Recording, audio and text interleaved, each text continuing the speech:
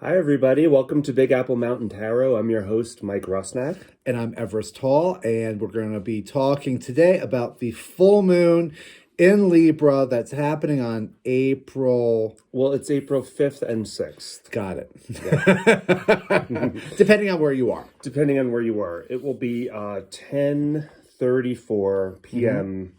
Mountain Time here. So for people in England, it's, I think, 4:34 Greenwich Mean Time. And this on is the 6th. This is the last of our six. No, it's 7 of 7.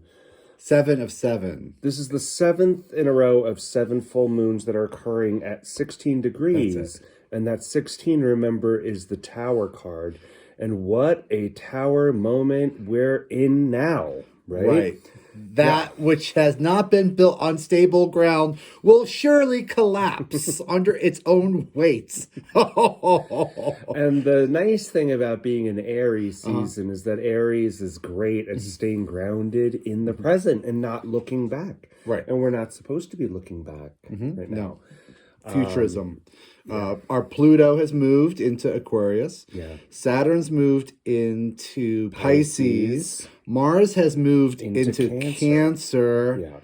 And that's a lot of movement. It's a lot of movement, and this is a little preview of what it's going to be like when our north and south nodes move in July, right? So then 2.5 years following that, our north node, our collective destiny, will be in the sign of Aries. Yes. Now, this, our last new moon was in the sign of Aries at 0 degrees. Our following new moon will be in Aries also, 29 degrees and 53 minutes. Right in the last degree. Yeah.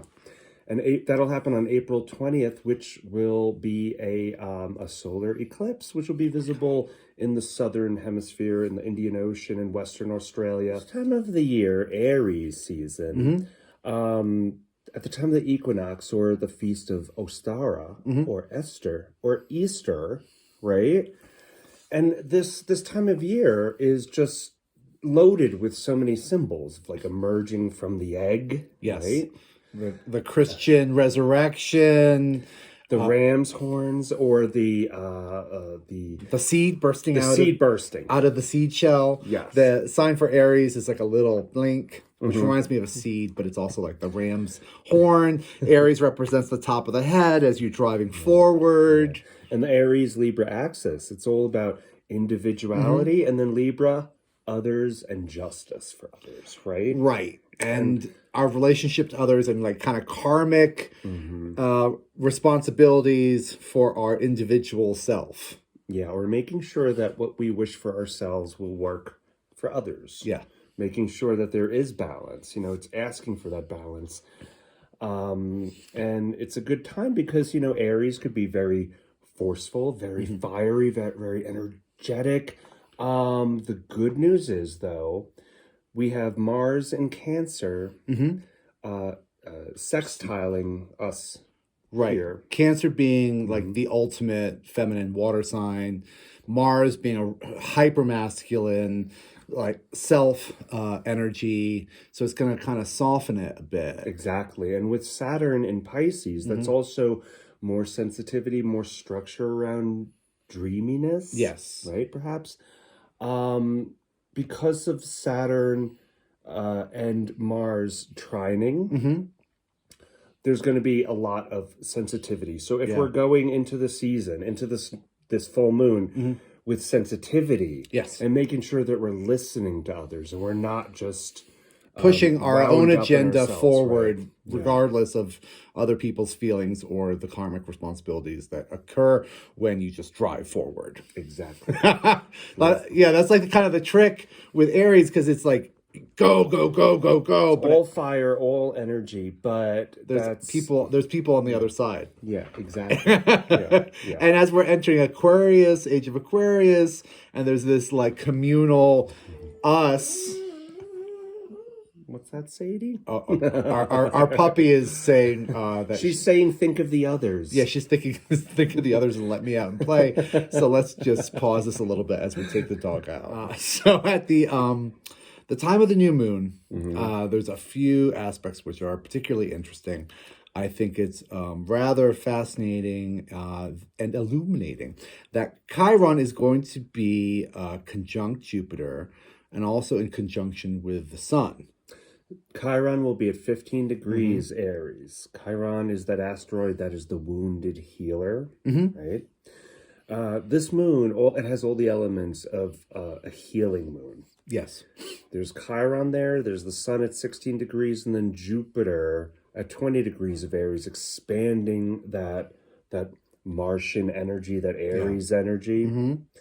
At the same time, Mars will be at 5 degrees of Cancer. Okay.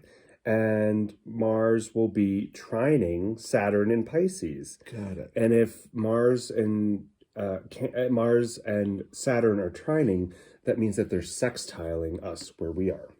So yes, which are all healthy, beneficial aspects. So you've got these big outer planets, which are adding this like helpful energy.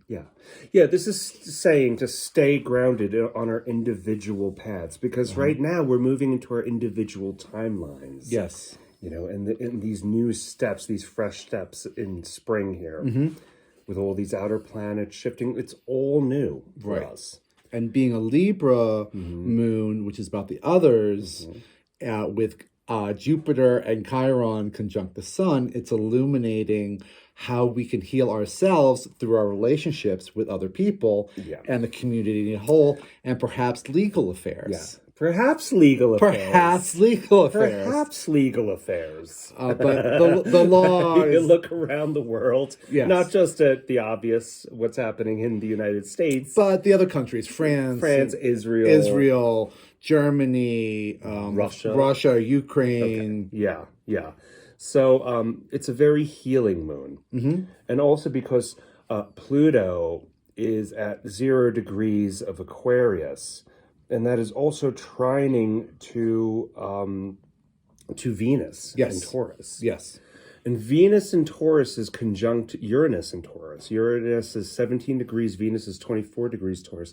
This is also a moment where we might see some surprises, some pleasant surprises. Uranus, surprise, eccentricity, electricity, conjunct Venus, beauty, love. And finances, too. So perhaps some surprises in love and beauty and financial surprises, which sometimes aren't the most pleasant, but are helpful in their ways. Yeah, but this next new moon in Aries is like a reminder. Yeah. To say, stay grounded in our individual path. Make sure that we are not comparing and despairing. Right. There could be none of that. We have to stay grounded in a higher frequency. Right. And like your individual Aries self, like what actions can you do that are helpful for the collective and give everybody some good juju? Just check in on yourself. Ask, are you paying enough attention to everyone else? Are you just, go and steamrolling people? Or are you the other side of the spectrum? Are you listening too much to other people? Are you living their idea of what your life should be? Right. Do you need to take your power back a little bit? Remember Pluto. Power, which, it happens in the dark. It happens in secret. It's precious. Yes, that shadow cycle. Right. That Pluto rules. Yeah. The stuff that goes on behind the spotlight and under the covers, and here's where it's all gonna come out. Yes. Yeah. It's. I'm really excited for this new moon. I feel like it's a really profound action moon where it's springtime and let's get to work with our mindset on how we can make things better for others. We've been thinking very futuristically. If you've been watching these videos for a few months, Mike and I have been talking about futurism and projection into the distant future and how you want to create the world and what type of world we want to live in, and really thinking what are our ideals and trying to make that happen. And don't look back with fear. No. There's no time for that. No, tomorrow, yesterday is gone. There's only now. Yeah. with that, You want to do some tarot? I think let's do some tarot. Okay, let's do some tarot. All right. Just to reiterate, Okay. the homework for this full moon Yes. is to make sure that we clean our heart of feelings about revenge for people. We have to let all of that go. I'm looking at you, Everest. I know It's who not you're the thinking easiest about. one. I have trouble with that one. I have trouble with that too. Because God, I was really. I know. I know. It's human, but it's human, but I'm so sick of being human sometimes. we're struggling to move towards the divine. Yeah, I know. I know. We got human. I know. Human and on this earth is heavy. Yes. It's a lot to wade through. It's messy. it It's is. so uncomfortable. It We're is. looking for the divine. So we want to shed feelings of revenge. Right? For the betterment of all. Yeah. So if we stay grounded in love, grounded in Yeah. our hearts. Right. And not focus on imaginary nemesises. Or is it nemesi? Nemesis. So here we go. So with that homework, we're going to pull 2 cards for the elements. So fire, earth, air, water. I'm going to cut. I'm going to cut them. Okay. All right. Okay. Would you like to pull 2 cards? So 2 cards for fire. Fire. So that is Aries. Yeah. Leo. Aries, Leo, and Sagittarius. All right. 2 cards for Aries, Leo, and Sagittarius. Ace of Swords. Okay. Wow.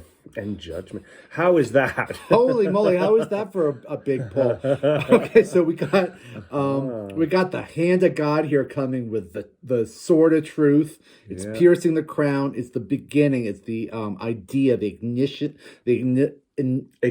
ignition, the beginning idea that's starting stuff. And we have the angel. Is this Michael? Yeah, Archangel Michael calling the souls. It is gonna happen. It's destiny. It's fate. It's a cosmic calling. It's saying like, wake up. Yeah. Time to act. There's an idea. Time to go. We are making our new world. Yes. So that's Aries, Leo, and Sag. Now we have Taurus and Virgo, and a Capricorn. Oh, sorry. Okay. We have the Ace of Cups. Wow, okay. Which is the wellspring of creativity. It's once again the beginning. It's full of emotion. Cups are emotion. The water, it's outpouring of emotional space. Divine emotions. And then we have the Five of Pentacles. Okay, being left out in the cold. But sometimes this card is speaking about doing it the hard way. Doing it the hard way and delayed gratification and sacrifice, willing sacrifice, knowing that there's something better around the corner. So it's that's an earthy energy, right? And the pentacles are earth. Pentacles are earth, and it speaks about values, and it speaks about small, like terrestrial movements, very small movements. I like this idea about the Five of Pentacles being about doing it the hard way, especially as I'm one of those people that likes to do things the hard way, but not really like earning your own way through the world and not relying on all your breaks, on all the or other people's values, easy handouts, or because with other people's values, you tie yourself to them too, which can be a supremely emotional space to be in as you're like really finding your own way and like really like this is a card of willing sacrifice. Yeah, tearing your fingers off as you climb the holy mountain. Oh, that was nice. Right, wasn't that nice? a little Jodorowsky moment there. Okay, so now we're at air. So that's Gemini, Libra, Aquarius. and Aquarius. Gemini, Libra, and Aquarius. Page of Swords. Okay. And the Four of Cups. Okay. Pages are messengers. So if you see this figure is kind of awkwardly raising the sword up as the winds are coming in. It kind of looks like a spring energy, a new idea. It might be not so comfortable in his stance, right? Like trying to figure out how to wield this new idea, which could be heavy and could be a little bit heavier than. This is like kind of about youth. So the idea might be a little heavy for the newness of it. And then we have the Four of Cups, which is about not being particularly happy with your options. Yeah, you've got three cups which don't look great, and then another cup's coming from the sky, and that one isn't. I don't need more of what I already know I don't need. Yeah. So there is perhaps, moving away from an emotional space and getting a new idea on how to go forward in the world. Okay. Like that. Okay. And then Water. we Cancer. have Cancer. We got Cancer, Scorpio. and Pisces. Okay, Cancer, Scorpio, and Pisces. Okay. All right. Crossroads. Yeah. So we're laughing because these are just amazing cards. There's the Two of Swords, which is about the crossroads. It's about difficult decisions and taking a pause as you're making those decisions. I think about Libra and the scales and that point of balance, that fulcrum point, understanding where that is. Yeah. And the patience it takes to find that fulcrum, to find the balance, where everything evens out and where you can make the decision. And because it's a water sign, and that's a lot of emotions, it could just feel like we're fighting ourselves constantly. And this is an illusion. This fight. It's not exactly fight. These wands here, right? The Seven of Wands, they're not actually being held by anybody. This could be us just spinning our wheels. Or, battling our self-made environments. Our this is telling me to tune into your intuition. Yes. Listen deeply to your intuition. Yeah, as you see, our figure here in white, she's got a blindfold, and she's holding very still and really trusting on her inner space to make this decision. This guy right here is really fighting this projected war, which might not actually exist. Exactly. All right. Well, I hope this helps. Yeah, I hope that helps. I hope this is great, and we wish everybody a really wonderful full moon and a happy Aries season. Happy Aries season. Yeah. Leave us some comments. Let us know how we're doing. Yeah, thank you so much for all of our subscribers and everyone who comments and encourages us to keep going with this. It's like, thank you. Thank you. We wouldn't be doing this if it weren't for you. Thank you so much. We really appreciate it. Yeah. Bye. Bye.